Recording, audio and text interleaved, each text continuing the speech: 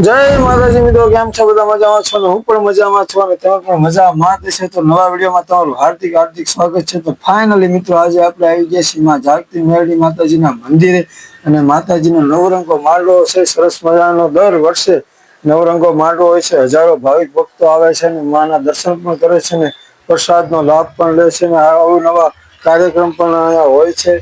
તો મિત્રો આપણે જઈને માં મેરડીમાના દર્શન કરશું. જાગતી મેરડીમાના આ છે આપણે ભુવાશ્રી કાંતાબેન મકવાણા અને હવે આપણે મેરડીમાના દર્શન તમે કરાવશું. તો સરસ મજાનો આવો કંઈક માંડવો પણ શણગારેલો છે ને રાત્રે ભવ્યથી ભવ્ય લાઇટિંગ પણ થશે. અહીં પણ આપણે સરસ મજાનો રાતને તમને બતાવીશ. તો માં મેરડીમાના કરો દર્શન. મેરડીમાં બધાની મનોકામના પૂર્ણ કરે એવા આપણે આશીર્વાદ મેળવશું. મેલી મેલી સૌ કોઈ કહે અને મેલી નહીં તલવાર, પણ જેના કુળમાં પૂજાય મારી મેલડી અને દુઃખ દર્દ મટી જાય.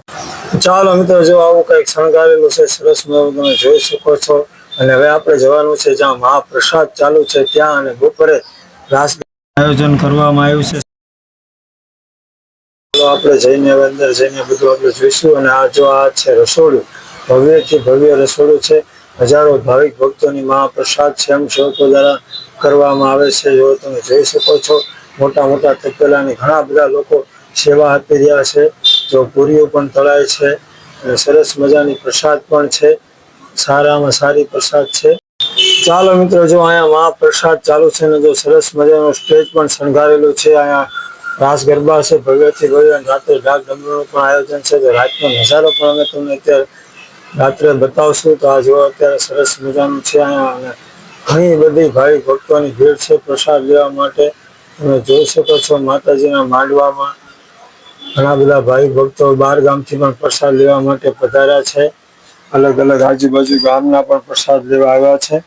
જો અને સરસ મજાના સ્વયંસેવકો સેવા પણ કરી રહ્યા છે. નાના છોકરાઓ સરસ મજાની સેવા આપી રહ્યા છે. અને દર વર્ષે માંડવો હોય ને ઘણા બધા ભાવિક ભક્તો પણ પધારે છે. અને જો બધા આવી પણ સેવા થાળીઓની પણ સેવા આપી રહ્યા છે. હજારો ભાવિક ભક્તો લે છે મહાપ્રસાદ. જાગતી